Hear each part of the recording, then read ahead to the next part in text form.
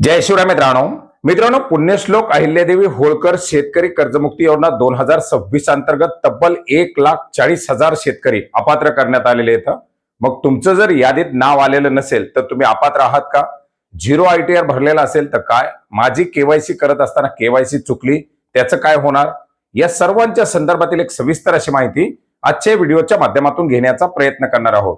मित्रांनो, राज्यामध्ये पुण्यश्लोक अहिल्यादेवी होळकर शेतकरी कर्जमुक्ती योजना 2026 ही योजना राबवली जात असताना याच्यामध्ये एक नवीन निकष ऍड करण्यात आला, तो म्हणजे इन्कम टॅक्स भरणारे शेतकरी याच्यामधून वगळण्याच्या संदर्भात।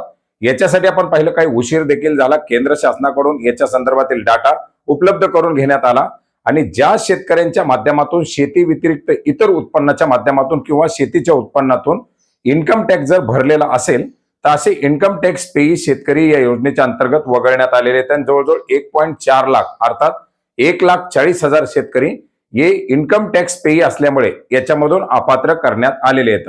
मग बऱ्याच जणांना प्रश्न पडतो की मी देखील IT रिटर्न भरलेला आहे परंतु माझा झिरो ITR आहे।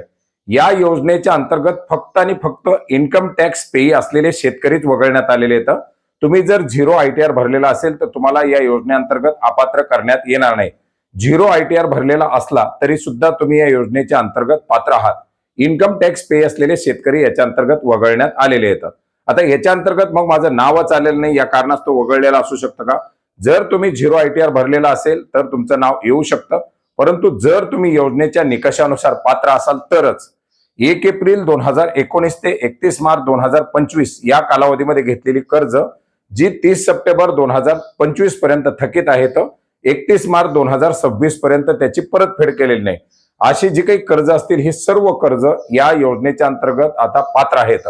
आणि जर तुमचं नाव आलेलं नसेल तर तुम्हाला पुढची यादी येण्याची वाट पाहिजे। मात्र या कालावधीमध्ये जर तुम्ही काही रिन्यू वगैरे केलेला असेल, ते NPA दाखवलेलं नसेल, थकीत नसेल तर अशा केसमध्ये तुमचं नाव येऊ शकत नाही। मित्रांनो, आता ही केवायसी करत असताना ज्यांचे याच्यामध्ये नाव आलेले आहेत अशा जवळजवळ 13 लाखाच्या आसपास काही शेतकऱ्यांच्या माध्यमातून याची केवायसी करण्यात आलेली आहे। परंतु केवायसी करत असताना बऱ्याच साऱ्या शेतकऱ्यांना असा संभ्रम आहे की आपली केवायसी चुकली। तर काय केवायसी चुकलेली आहे? तर त्याच्यामध्ये समजा बँकेचं नाव वेगळंच पावतीवरती आलेले किंवा कर्जाचे जे काही रक्कम आहे त्याच्यामध्ये काही तफावत आहे किंवा कर्ज खाती वेगवेगळी दाखवली जातात किंवा त्याच्यामध्ये आपला सेव्हिंग अकाउंट नंबर वेगळा दाखवला जातोय। मित्रांनो, या कर्जमाफीची प्रक्रिया राबवली जात असताना जे काही 31 मार्च 2025 रोजी असलेली रक्कम आहे ती रक्कम याद्यात दाखवण्यात आलेली होती। पोर्टलवरती आता अद्ययावत आलेली रक्कम आहे। बँकेकडे असलेली रक्कम हेअरकट न देता दाखवली जाणारी रक्कम आहे। पोर्टलवरती दाखवल्या गेलेल्या रकमेमध्ये बँकेच्या माध्यमातून जो काही NPA खात्याला हेअरकट देण्यात आलेला आहे 35%, 45%, 55%, 75% वगैरे वगैरे, त्या हेअरकट नुसार मायनस झालेली ती रक्कम तुम्हाला पोर्टलवरती दाखवते। आणि एकंदरीत 2 लाखाच्या आतील जर रक्कम असेल तर तुमची पूर्णच्या पूर्ण कर्ज माफ होणार आहे। त्याच्यामुळे ती जरी रक्कम थोडीफार तफावत दिसत असेल तरी त्याचा तुम्हाला काही जास्त फरक पडणार नाही। याच्या व्यतिरिक्त बऱ्याच जणांचे सेव्हिंग अकाउंट नंबर वेगळे दाखवतात। बऱ्याच जणांना त्या बँकेमध्ये सेव्हिंग अकाउंट कर्जासाठी काढलेलं आहे का हेही माहित नसतं। आपला जो स्वतःचा सेव्हिंग अकाउंट आहे तोच ती व्यक्ती पाहतोय। याच्या अंतर्गत फक्त कर्ज खातं जे आहे, ज्या कर्जाचा नंबर, ज्या कर्ज खात्याचा नंबर आहे तो बरोबर आहे का, आपला फार्मर ID बरोबर आहे का, आपला आधार बरोबर आहे का, आपलं नाव बरोबर आहे का, ही सर्व माहिती बरोबर असणं गरजेचं आहे। याच्यामध्ये फार्मर ID आणि तुमचा आधार नंबर बरोबर असेल तर ती रक्कम तुमच्या कर्ज खात्यामध्येच जाणार आहे।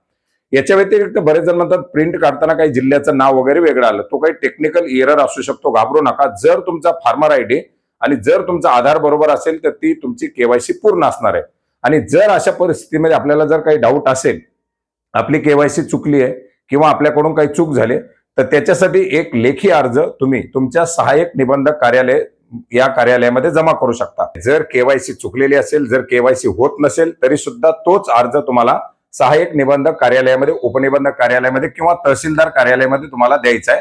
जर याच्यामध्ये आपली केवायसी होत नसेल तरी सुद्धा तुम्हाला तोच अर्ज या योजनेअंतर्गत द्यायचा आहे। तर बरेच सारे प्रश्न होते, बरेच सारे संभ्रम होते, याच्याबद्दलची एक महत्त्वाची अशी माहिती होती। भेटूयात नवीन माहितीसह, नवीन अपडेटसह। धन्यवाद।